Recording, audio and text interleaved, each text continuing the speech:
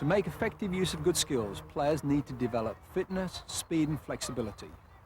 This final video shows some exercises to help achieve this.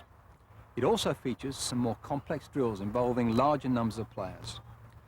This video series is for all players, whatever their team position.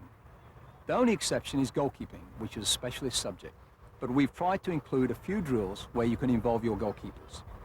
There are many drills to choose from, and I expect you will adapt some of them to suit your own needs. For instance, many of them can be adapted to finish on goal. We believe that our coaching method can contribute to a raising of standards in the game by placing more emphasis on skill, fair play, and fun.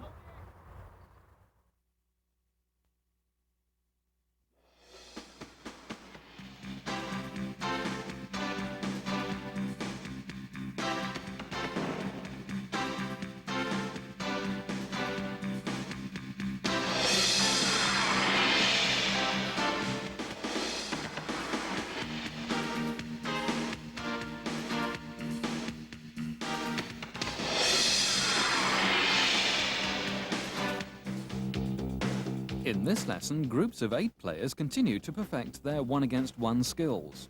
4 make the move to the left, 4 to the right. Players take turns to be attackers and passive opponents.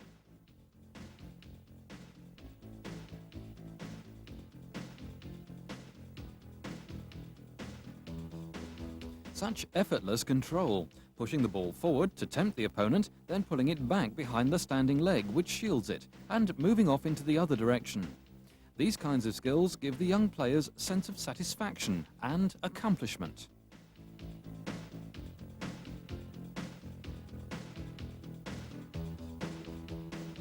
A double move. As the opponent challenges, the player turns the ball away with the tip of the sole, his body shielding it.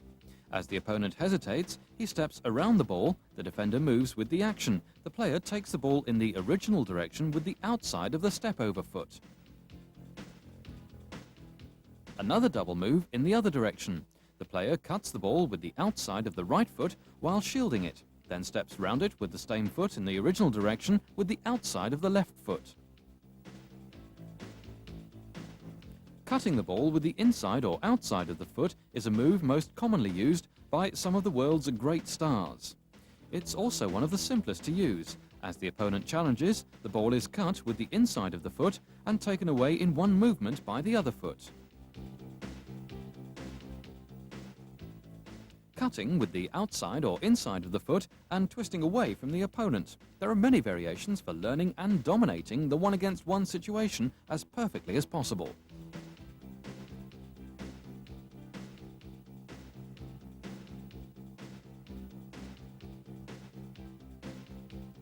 Beating 2 challengers one after another by using the scissors move, stepping around the inside of the ball and to one side with one foot, but then taking it in the opposite direction with the other. All wonderful moves that these players enjoy doing.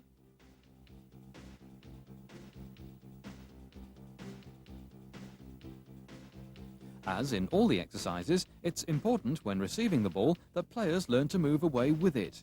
If they stop it, they will lose valuable time and space.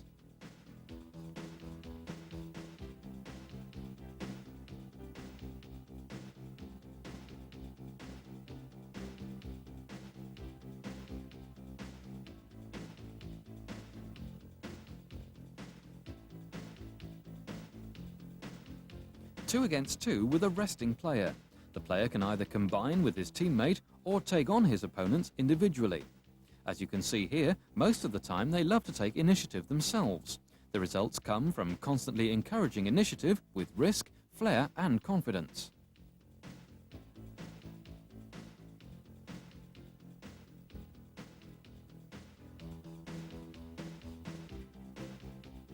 This time 2 against 2. The ball should only be touched once. The 4 wall passers support them by making themselves available at the right moment. The 2 wall passers of the team who are not in possession continually position themselves between the 2 cones. The aim is to keep possession as long as possible. Without interrupting the play, the wall passers of the respective teams regularly change places. The drills are now speeded up. This is no problem for these players who through the early stages of the program have attained excellent control. Now, Football for these boys becomes a game of creation and inspiration. As you can see, the coach not only practices attractive football and enjoyment, but first of all brings this into practice. Now they get used to challenges from behind. The player receives and cuts the ball behind his standing leg to go past the player. The challenge is very limited at the start, but increased to simulate game conditions. It's under these conditions that the players will learn the art of keeping possession under pressure.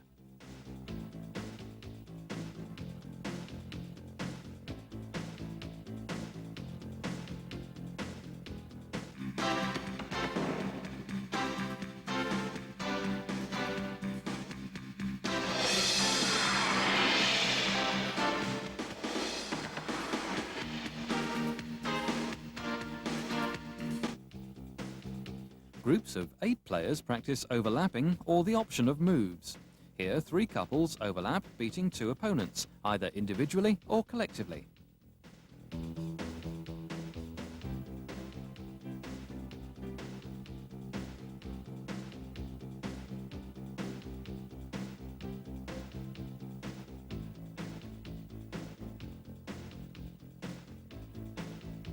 In the same formation, 2 opponents defend the whole square.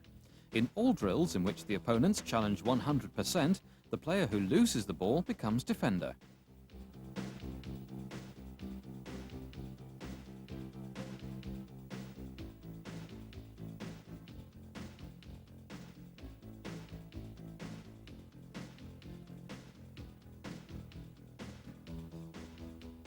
Two groups of 4, another variation.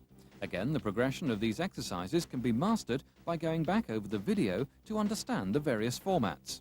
The best training sessions involve little talking by the coach and a lot of action by the players. Here there's constant action and changing of roles without interruption.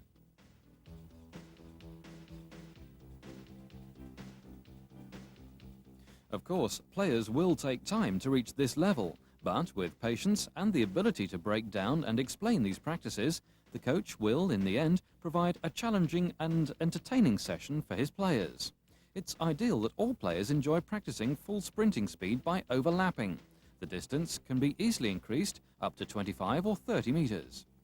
As you can see here too, accuracy of the pass is very important. 1-2s and overlapping opportunities fail often through bad passing.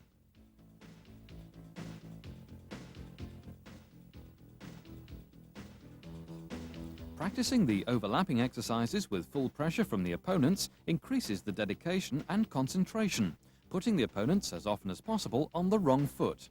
When practicing the sprinting speed, the players need full recovery before starting again at full speed. The number of players can always be increased. While the player with the ball is most important, his success is often dependent on the positions taken by his teammates off the ball. These exercises are also designed to encourage such cooperation.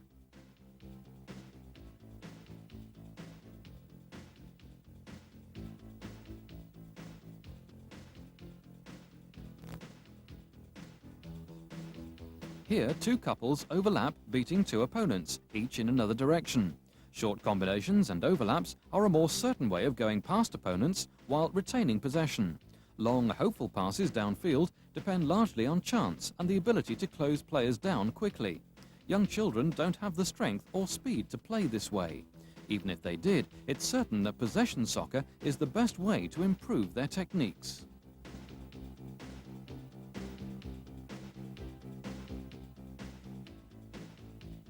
All passing 1-2 combinations and overlapping exercises can be alternated with ball skills exercises. This exercise is for 4 players in each group. 2 players avoid challenges by turning the ball away with the sole. Now step around the ball with 1 foot turn, shield the ball, then go away with the other foot. 2 groups of 4. Inside foot twist beats the first challenge. An outside foot twist off beats the second challenge from the opposite direction. The ball is passed to the next group.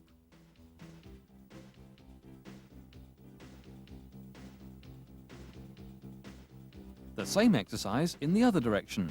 Players should learn to take the ball away on the move. 2 challenges in quick succession.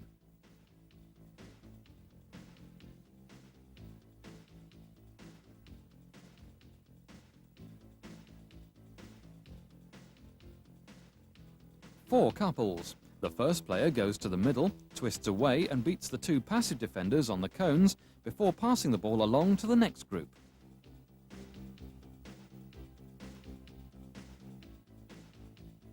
The same formation now practicing in the other direction. Top of the sole move, a beautiful turn that shields the ball, which can then be carried away with the opposite foot.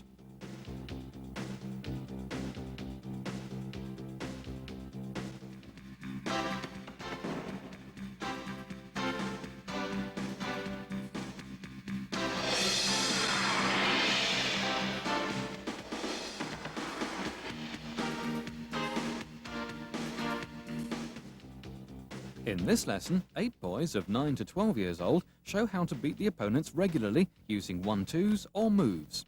In the first drill, 4 players go up and down using a 1-2 with one of the permanent wall passes, or they can use a move. The challenges are not designed to win the ball, the idea is uninterrupted repetition.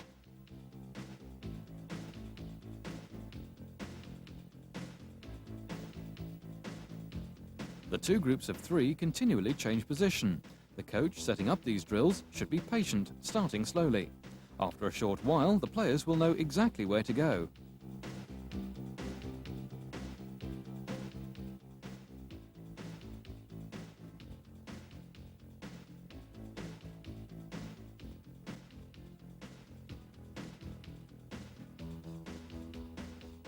Here, the 2 players practice the chip and beating opponents.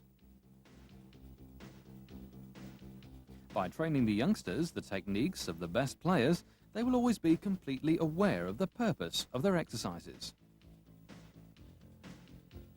This not only increases their interest in the exercises, but the coach will also find it easier and more interesting to discuss their development, both of individuals and of the entire group. He should involve everybody in the discussion to find out how the youngsters feel and understand their experiences.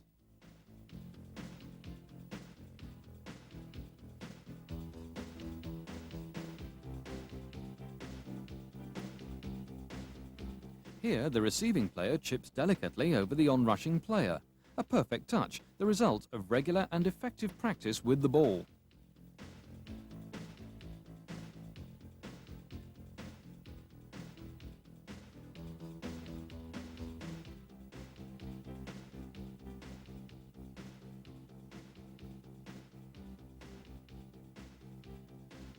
Instead of chipping the ball, this time 2 pairs of 3 players change places using a short lob.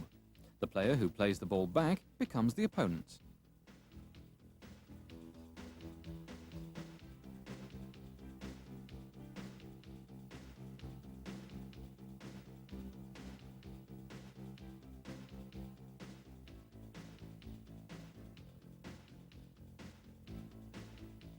Without doubt, all the boys love these exercises. It's concentration and fun all the time.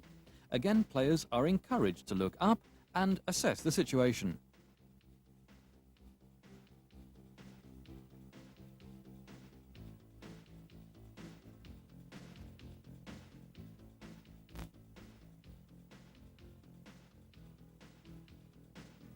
Here's an exercise that's always popular, swerving the ball.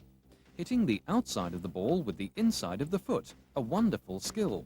Dangerous and also useful when taking free kicks.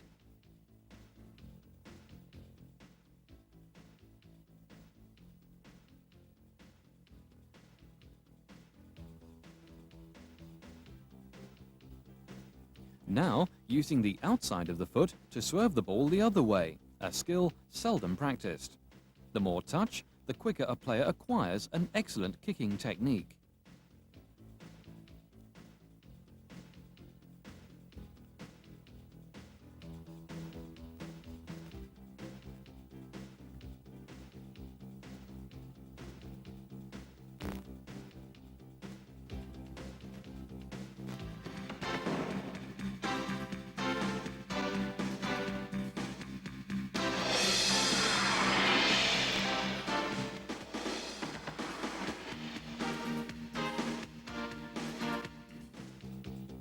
In this lesson, 10 players are used. Here, a passing move.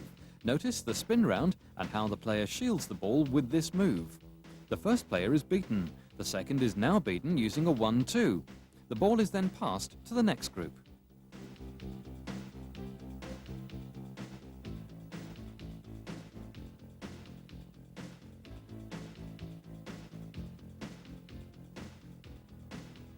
Angles of challenge are important. Here the group practice one move to beat a challenge and move sideways, and then 2 moves to beat face-on challenges.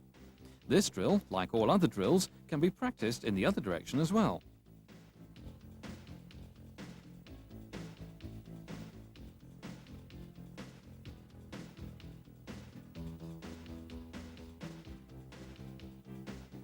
Almost without any effort, the 6 players constantly change places with the 2 permanent wall passers and the 2 passive opponents.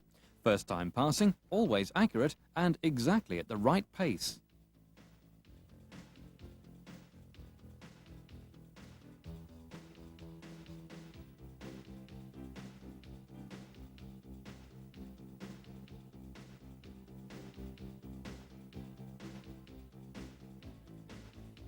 In this drill, 4 pairs of 2 change positions constantly.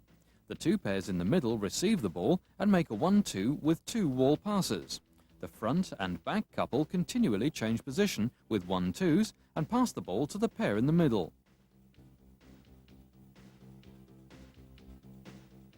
Six players constantly change places. First time a long ball and a long 1-2 combination.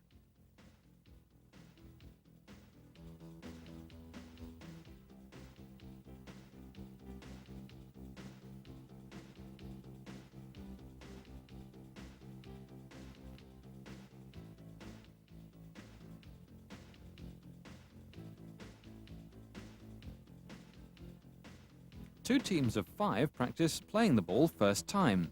3 players of each team form a large circle, in which the other 2 players play 2 against 2. The team in possession of the ball may also combine with the 3 players of the other team who form the circle. This ensures possession. They change places without interruption, a fun and challenging drill.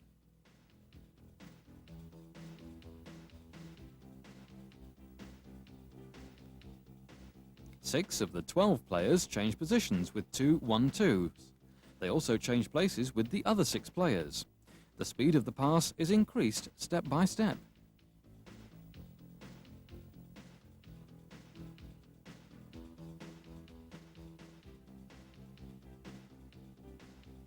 Now 6 players full speed, overlapping and 1-2 combinations.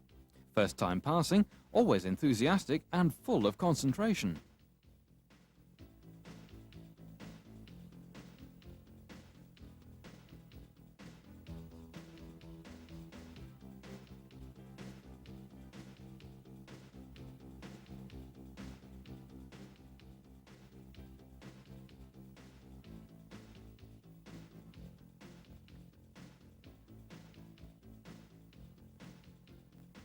One of the 3 groups of 4 change places through first-time passing and 2 1-2 combinations. One group of 4 act as passive opponents. 2 players of the third group are wall passers in the middle, and the other 2 are wall passers on the edge of the area. Speed is important. They change positions with the other group as often as possible. If speed and pressure are gradually increased, each player who practiced these attractive and successful exercises regularly becomes stronger in dominating the 1-against-1 situation and going past opponents individually or with the help of a support player.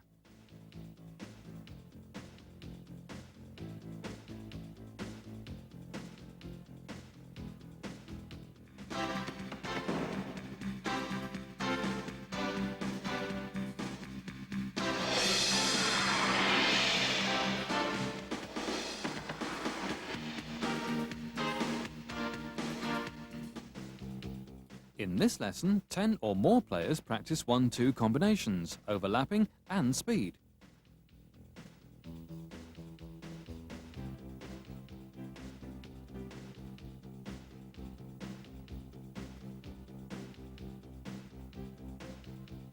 A 1-2, and then the same player moves around for an overlap run. Needless to say, these drills are excellently suited to improve fitness of players of any age. A match-related fitness program, an ideal situation.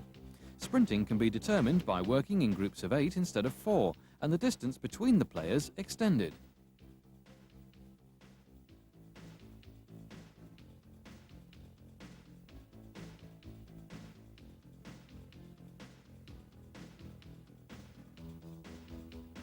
In these drills, players learn that one action in soccer is seldom enough. Players must always be thinking ahead. These drills sharpen this ability.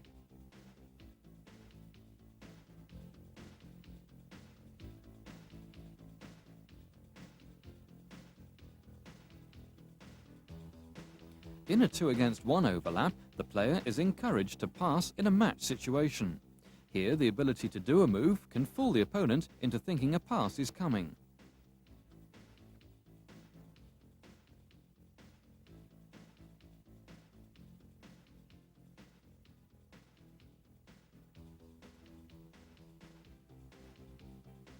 The idea of these drills is to show clearly to players that it's more valuable to have options. Options can only come about by learning moves or by having such a good touch and control so that time and space are increased.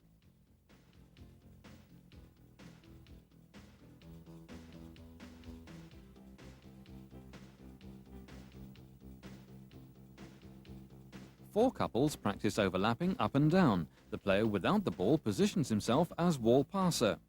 The number of couples can be increased to push up the speed of sprinting.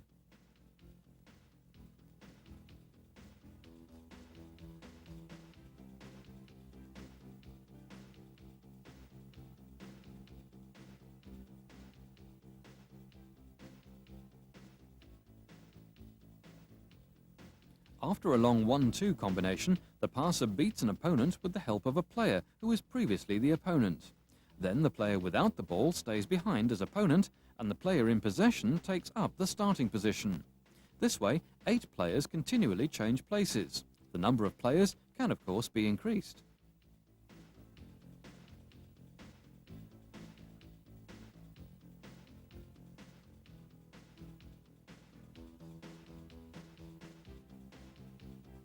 In this drill, 14 players practice.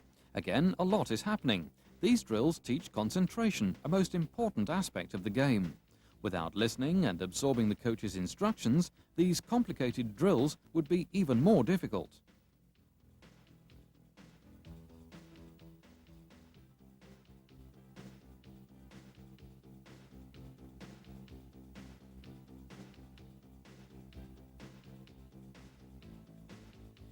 In the same formation, now 12 players beat the 2 opponents.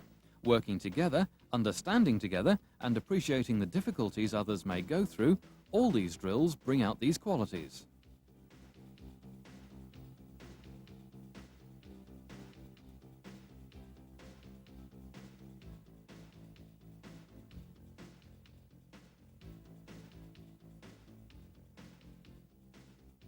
Four couples overlapping. This can be an exhausting drill.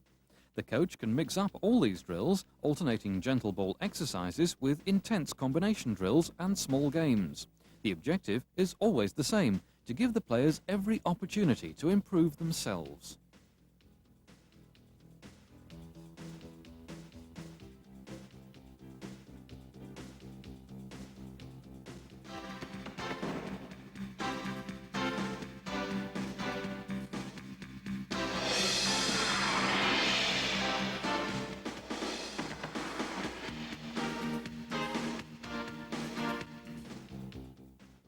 This lesson shows brief examples of moves, passing and combination exercises finishing on goal.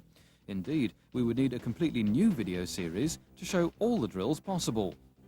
The coach can use this video as a drill reference library, referring to it to organize his sessions. Dribbling, shooting and scoring is what they love. The coach gives them as many opportunities as possible and step by step the weapons for creating goal chances, which is a wonderful contribution to their development and enjoyment.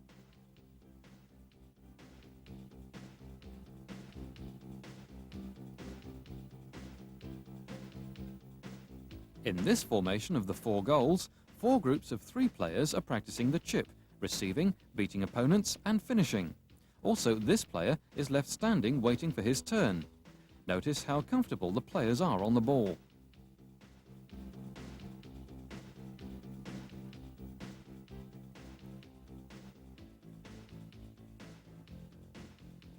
4 groups of 3 players constantly change positions while taking on 2 opponents, using the instep to finish.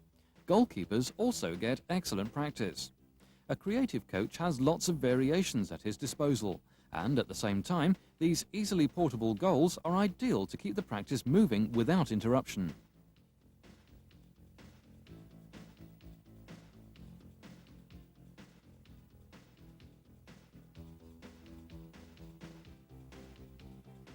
Now, 3 examples of passing and finishing. On one side of the goals, the players practice the long pass, then a first-time strike at goal. The pair constantly change position. Also here, the practice goes on without interruption. The ball's always within easy reach.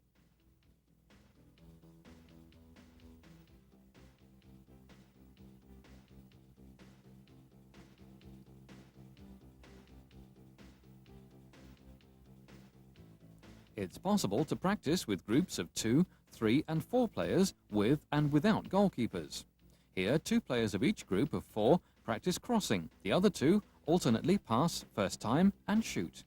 Steady improvement develops not only more enthusiasm, inspiration and dedication, but also develops an excellent training mentality necessary for progress. In this formation of the 4 goals, 4 groups of 3 players continually practice crossing and finishing without interruption. At the end of the building-up training, heading should be practiced. But as you can see, good centres are essential. Many crosses and headers go wrong in the game, even with professionals. The number of centres and heading on goal is relatively small in most training sessions. With these goals, crossing and heading technique can be ideally practiced from various starting positions, and without any doubt, all players love it. Now 3 examples showing that most of the 1-2 combinations and overlapping are well suited to finishing on goal. Here the players practice receiving and kicking technique, beating an opponent with a move or 1-2 combination, crossing and finishing. Many varied skills in one drill.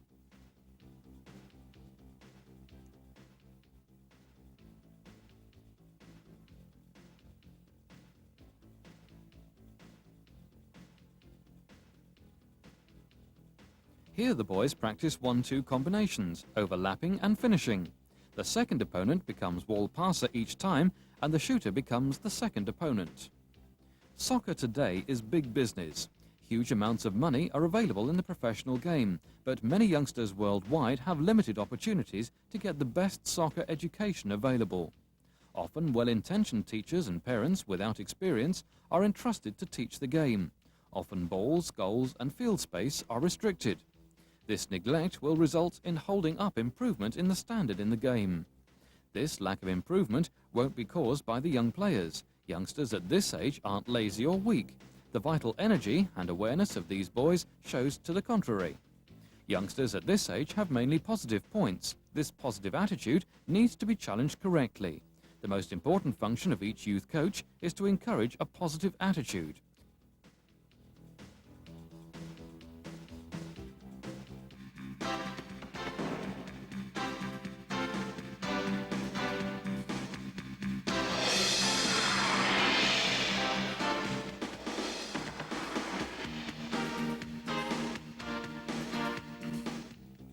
Now, 6 examples of kicking technique together with goalkeeper training. In this formation of the 4 goals, 4 players practice crossing and 4 goalkeepers practice catching high balls. Timing and good positional play are essential in goalkeeping. The same principles that apply in the method to outfield players also apply to the keepers. Many touches of the ball, constant repetition, as much uninterrupted practice as possible. Also in this formation of the 4 goals, 4 couples practice kicking technique and 4 goalkeepers are catching the high balls. When we started with these players, 3 out of 4 of the goalkeepers were outfield players, but they discovered their preference for goalkeeping during the exercises. As you can see, the coach has many opportunities to practice kicking techniques together with keeper training. At this age, courage and energy are in abundance. Players have an open mind, often changing positions until they find their favorite.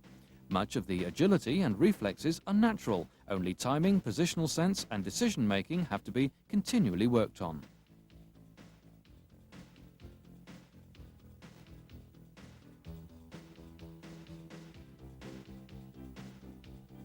Here, two couples practice chipping the ball, while two others concentrate on goalkeeper's technique. On the outside of the goals, one player practices crossing and the other finishes. The balls are within reach for continuous practice.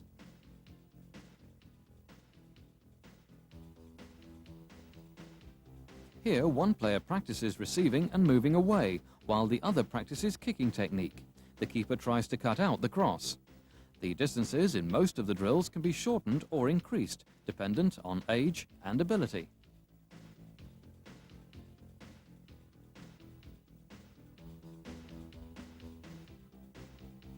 Here, three youngsters practice a very successful move for beating the opponent. The goalkeeper catches the ball at the right moment.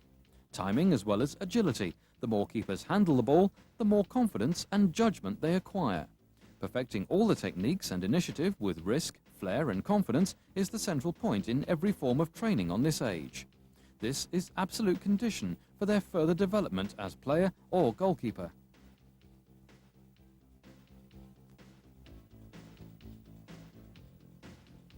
Now, 6 other examples, practicing kicking technique together with goalkeeper training. Here, 2 players practice kicking technique and the 2 keepers practice catching high balls.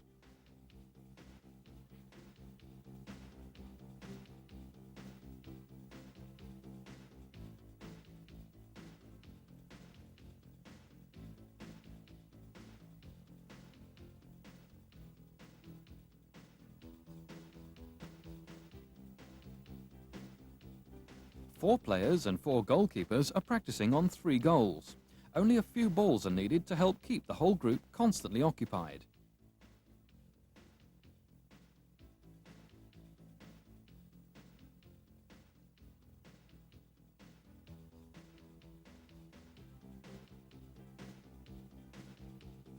As you can see, the coach has many opportunities to practice effective kicking techniques together with effective keeper training. These goals are ideal for easily and quickly changing drill formations and for continuous effective practice.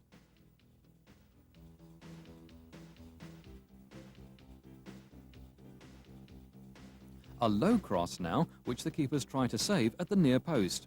The players gradually hit their crosses harder. The distance of the goals is increased.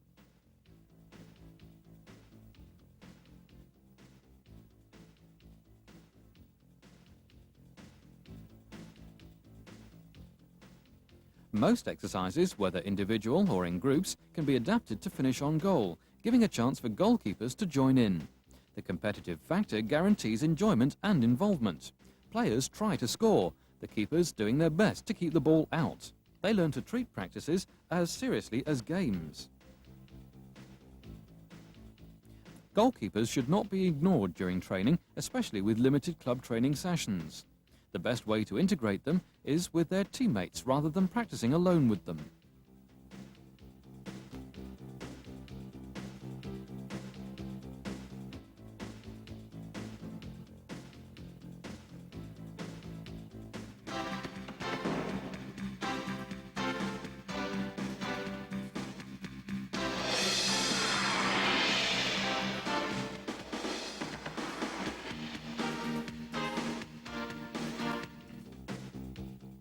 Now the boys show again that coordination, flexibility and suppleness are automatically acquired by practicing the ball skills regularly and effectively. Here, by cutting the ball with the inside of the foot under the body, the hip and ankle joints are turning fully inwards. Cutting the ball with the outside of the foot, now the hip and ankle joints are turning fully outwards. Only optimal, effective practicing with the ball makes the movements economical and fluent.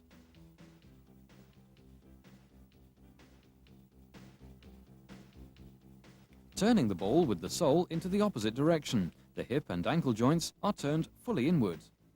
To make the move effective requires not only ball control, but also suppleness of body and joints. Here, suppleness of the spine, the ability to twist and turn quickly and smoothly are all developed by these exercises. Generally, a supple player is injured less. A supple player usually has an advantage over stiff, less mobile opponents. In this drill, the hip and ankle joints are alternatively turned inwards and outwards.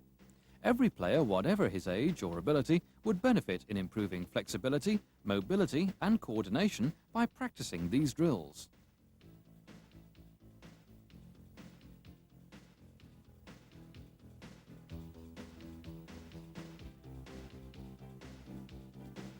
Marked from behind, the boys demonstrate once again how fluid and effortless their movements are. Part of the beauty of the game is the balance and coordination players are able to show under pressure. Everyone demonstrates not only their wonderful ball control, but also their coordination is correct, economical, efficient, fluent and supple. This is the result of maximum effective repetition with the ball. Older players who for years are doing stretching and gymnastic exercises don't acquire the vital qualities. An elastic, supple player is not only injured less, but gets also quicker possession of the ball against a stiff-moving player who has to fight for the ball through lack of mobility in such a case. Initiative at every opportunity and perfecting all the techniques is the central point in every form of training at this age. This is the absolute condition for developing coordination, flexibility, agility and suppleness on the ball. An important factor is bending their knees. The centre of gravity is kept low to the ground, which is necessary for quick acceleration with and without the ball, and using the defence techniques as quickly and effectively as possible.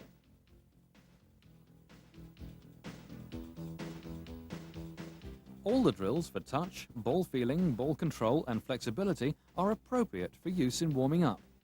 As we've seen before, the constant twisting and turning uses most of the joints in the body. The level of difficulty can always be adjusted in the technical development of the players. The coach convinces the players of the importance of warming up. They're encouraged to start warming up before training begins, so they don't waste any precious time. All these exercises also mean involvement, concentration and enjoyment, and compared to 20 minutes of running, they produce the same pulse rates. During the past few years in soccer, an increasing amount of time has been spent on gymnastic and stretching regimes. Although we don't deny that these exercises can be useful, it would be better to spend the same time, often so limited, on the technical development, especially by youngsters and technically weak players. For many technical players, stretching exercises are very useful for warming up, but for youngsters and technically weak players, it's often much more useful to practice with the ball, like the young boys here.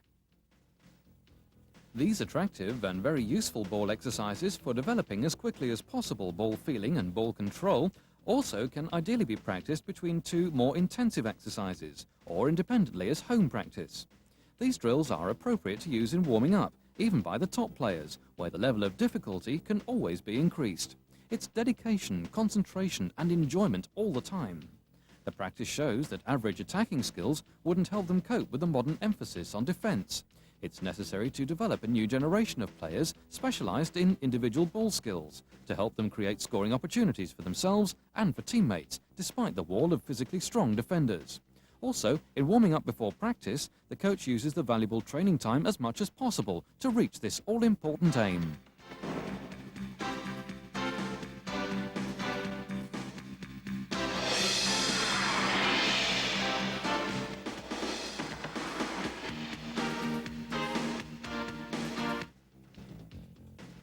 In this lesson, the boys practice some of the many drills available to a coach to develop all forms of physical fitness. In all the drills, distance, speed and the number of repetitions can be increased, and the exercises can alternate with less intensive drills. Because of the emphasis on physical conditioning without the ball, the majority of players, even at the end of their careers, are not strong or creative on the ball. This has not helped the progress and the popularity of the game. Almost all coaching syllabuses emphasize organization, physical conditioning and tactics. Though these are important aspects, more emphasis should be given to technical development. Mastering the ball skills of the best players, these skills make soccer such a fascinating sport. Unfortunately, this aspect has not been emphasized. This is perhaps the reason why the improvement in technical development over the last 25 years has not kept up with the improvement in the physical side of the game. And it is, of course, much easier to prevent opponents from scoring than to create goal chances. We think that because of the diminishing levels of individual attacking skills, the game has become less attractive. even top games illustrate that scoring opportunities have become more and more difficult due to the emphasis on defence and physical conditioning. This trend will not disappear. Certainly, the wall of physically strong defenders defending the opponent's goal will never become less compact. In itself, this is no problem if the players practice regularly and effectively the attacking qualities indispensable for creating scoring opportunities despite the wall of defenders. Through the great lack of technical skills programs, the soccer world is in great need of players with excellent attacking qualities. The practice proves clearly that 2 or 3 training sessions a week is not sufficient to improve the attacking skills regularly if the coach wastes time and energy on unrealistic exercises. There are countless exercises ideally suitable for older players to develop their attacking skills automatically with an excellent physical conditioning.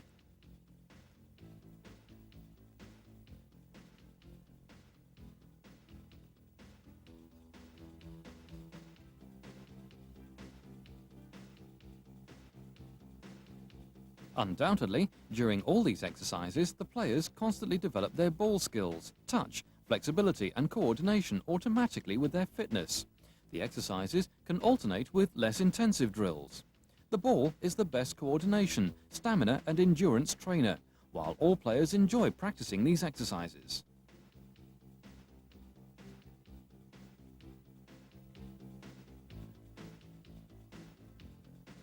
Here, 2 groups of 4 players are also developing speed endurance. The distance and the number of spurts can be varied, adjusted to the aim of the exercises and the age of the players. Practicing these drills with more players and 1 ball, the emphasis is on speed. Using fewer players and more balls, the emphasis reverts to stamina.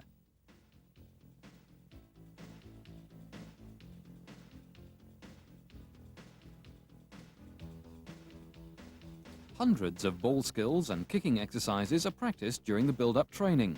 They are ideally suited to produce a pulse rate of 130 to 150 by increasing distance and speed.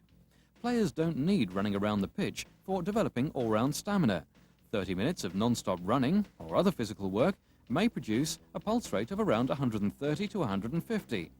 Practicing, for example, 10 of these drills would do the same, but these exercises are much more enjoyable for developing passing and combination play. Without doubt, all players practice these drills with full concentration and dedication. Also here, the concentration and dedication of the players is optimal. They have to look over the ball as much as possible. As you can see, all the players have acquired an excellent touch and passing technique, the result of regular, effective practice. Even professional players can practice these drills by increasing distance and speed. At the same time, they develop all-round stamina. It's fully clear that the coach has countless opportunities to practice the ball skills and automatically develop all forms of physical conditioning. These skills develop the training mentality of the players to keep running around the pitch or practice on command, or with a whistle or stopwatch to a minimum.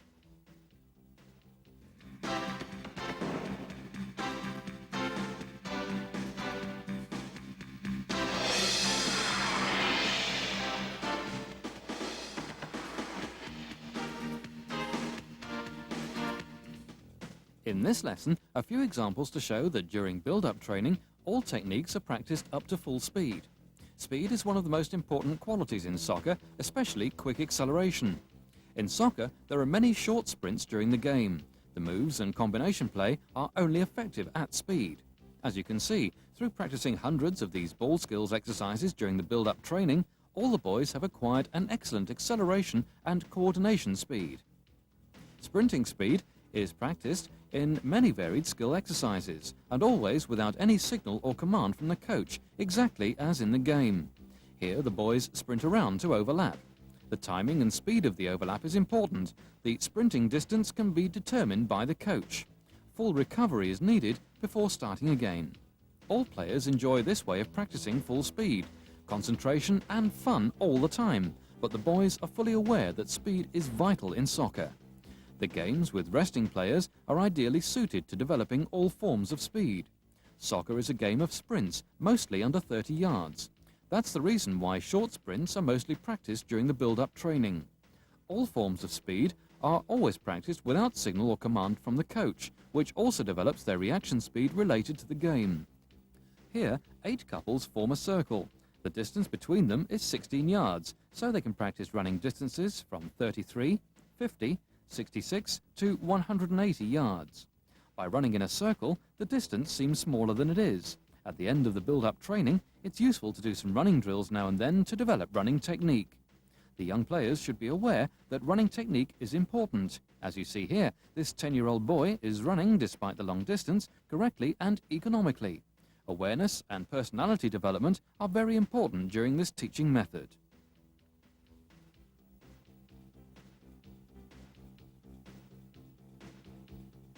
Sprinting speed is mostly determined genetically. However, there's no doubt it can be improved with purposeful speed practice and power training, whether with modern equipment or jumping exercises. Nearly all young players lack explosive power. Weight training is not appropriate at this age. Jumping using their own body weight is recommended instead. They have to stretch their bodies out with a little jump between, almost at an angle of 90 degrees, a graduating incline and soft surface to cushion the impact to their joints. They practice the same jump here, but now sideways. Young players should practice these jumps on their own at least once a week. This will make it easier for youth coaches, who often only have young players once or twice a week, to use their training sessions to improve technical and creative development.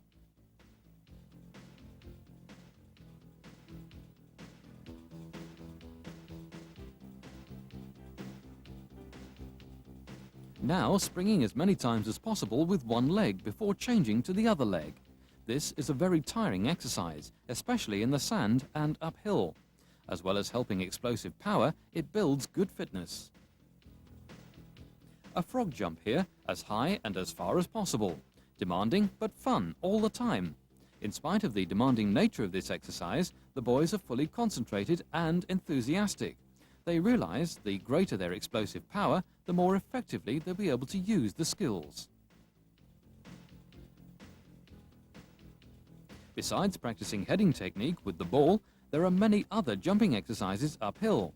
Like all qualities, it's essential they become fully aware of the results of practicing regularly. Improving explosive power is essential for developing speed. The moves and actions are only effective with speed. At this age, using their own body weight, it's ideal.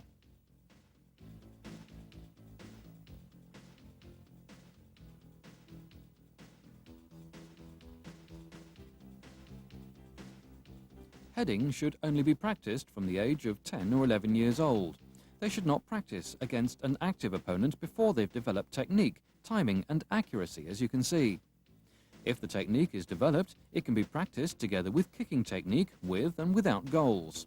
Heading is just like all other skills, in that once you're good at it, you enjoy doing it. If youngsters are good in something that they love, they're not lazy or weak, but need a coach who uses their vital energy to acquire as many techniques as possible with the ball, together with all forms of speed.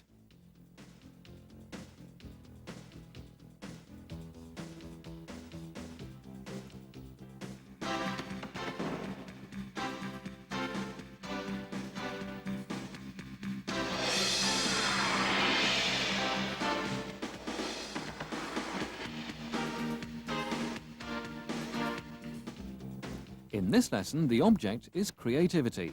During the whole method, freedom, individual expression, is always encouraged. This is essential to improve creativity at this age. During all the drills, they keep possession or beat their opponents with a move of their own choice. After a while, these techniques become second nature, automatic and spontaneous. The younger players start, the more creative they're likely to be as time goes on. With youthful fantasy and imagination, they constantly strive to find creative solutions, and whenever they fail, they're encouraged to keep trying again and praised for their attempts. During club training, it's rare to see this kind of encouragement. On the contrary, the few talented boys who dare make the attempt are often criticized for being greedy. This is one reason why the flair and individuality in soccer is on the wane. There are few other sports in which a player on the ball needs so much vision and creativity, but the soccer world is poor on players with own ideas and creative solutions. Without learning controlling the ball, youngsters are helpless for developing their creativity. Less skilled players who've been forced to play against full pressure right from the start aren't capable of beating opponents individually. Learning to control the ball even without opponents is difficult and needs regular and effective practice. Repetition till perfection. Gradual opposition is the right sequence. As you can see, the players in the defending role don't make full challenges. The main goal here is to develop technical and creative dribblers who are taking initiative and making independent and creative decisions as many times as possible. Spontaneity is all important at this age. This is the only way for developing players with their own ideas and creative solutions. Like these boys, young players of this age, when skillful, love nothing more than taking initiative with the ball. The result is the source of inspiration for playing soccer every day. Here, another practice 1 against 1. Again, dominating the 1 against 1 situation is the most common and important quality of soccer's greatest stars. The big problem in soccer is that, with the exception of the few top players, all the other players tend in the slightest difficulty to pass the ball to a teammate, even though he's not in a better position, or just kick the ball upfield. That's the reason why football becomes less and less attractive. Through the dialogue between teacher and pupil, the boys become completely aware that controlling the 1 against 1 situation is crucial to becoming valuable technical and creative players. If youngsters can dominate the 1 against 1, it's unlikely they will choose another sport instead of soccer. Here, the 2 players of the team in possession have to beat the 2 opponents in the middle, who defend not too close to each other. So the players have mostly to solve the 1 against 1 situation. All these drills show clearly that these boys during this whole program have practiced in an atmosphere where players are not afraid to express themselves, and flair and initiative with the ball is always encouraged, always challenged. These small games are much more attractive and effective than playing 11 against 11 with players developing their own ideas and creative solutions. It's certain that youngsters, when skillful, use their fantasy, imagination and natural intuition to develop and explore their technical and creative abilities.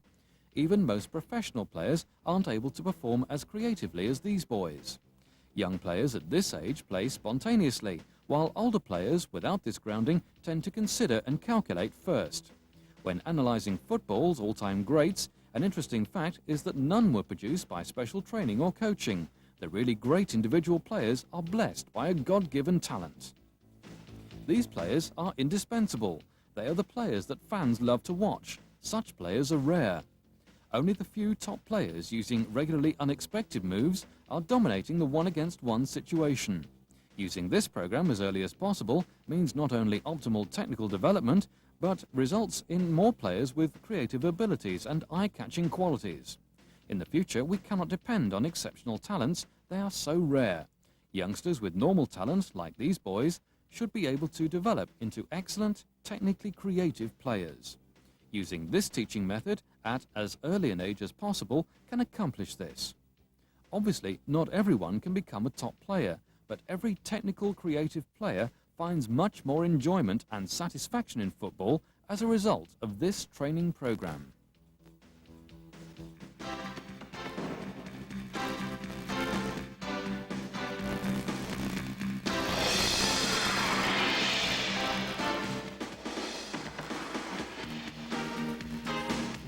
Both the games with and without goals have clear aims. These skills have to ultimately be used in game situations. Here, 4 against 4.